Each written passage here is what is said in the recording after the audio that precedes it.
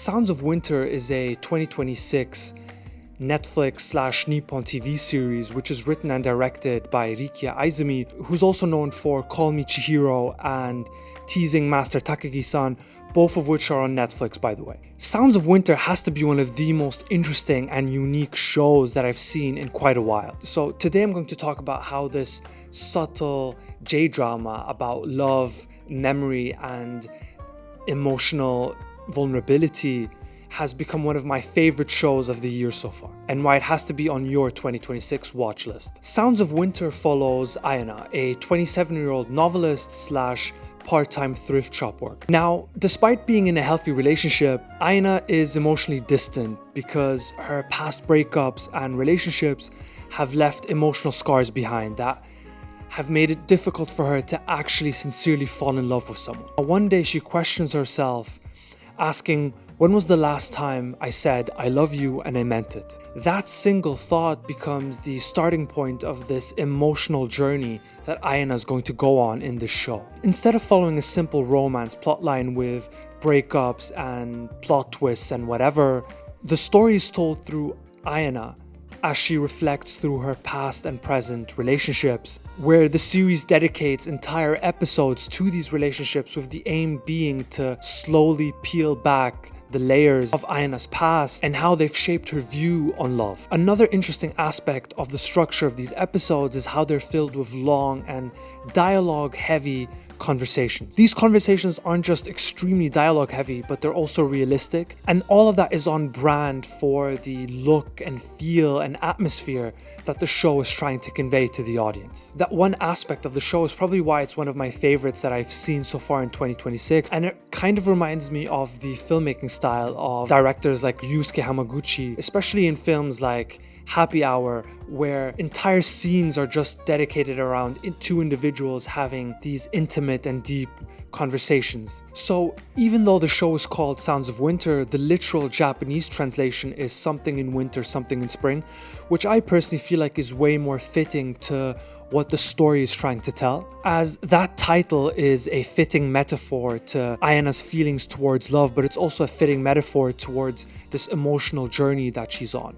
We first meet Ayana in the dead of winter at a laundromat, and as the story progresses, her emotions and her feelings start to move from this cold and uncertain place in winter to a more warmer and hopeful place towards spring, which I thought was a great touch by the writer of the show. So another important theme of the show is love, and not just love as the singular thing, but the different facets of love and the different faces of love. As I mentioned earlier, the show explores Ayana's emotional journey through these past and present relationships, and each of these relationships represents a different facet of love. It could be a past relationship, a high school crush, someone that Ayana loves but doesn't love her back.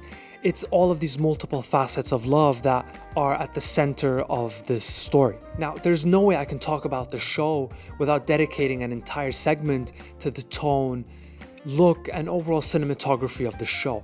I absolutely love how the show looks and feels, from every single aspect in the scenes to the furniture, to the clothing, to the atmosphere, to the supporting characters. As I mentioned earlier, a lot of the scenes are very intimate and dialogue heavy, which is reflected in the cinematography.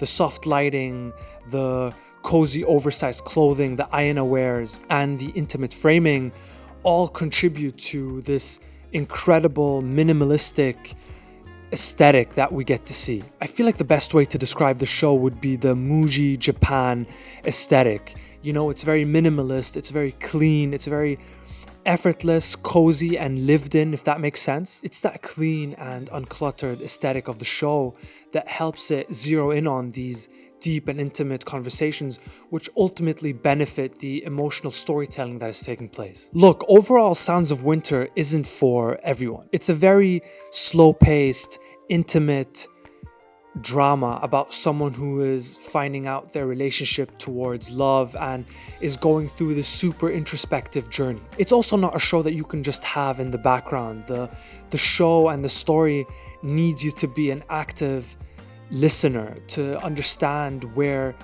Ayana is going and how these conversations peel back more and more information about what Ayana is going through and how she ended up with these emotional scars. So if you're into slow burn romances, intimate storytelling, and you adore that clean and simple Japan aesthetic, then this is a show you should definitely check out. So if you've watched Sounds of Winter, please let me know what you thought of the show. Were you surprised by the pacing of the story and the dialogue heavy scenes? Let me know in the comments what you think. And if you enjoy videos about J-dramas, cinema, especially Japanese cinema, then please consider leaving a like and subscribing. Thank you so much for making it this far, and thank you for watching. Take care.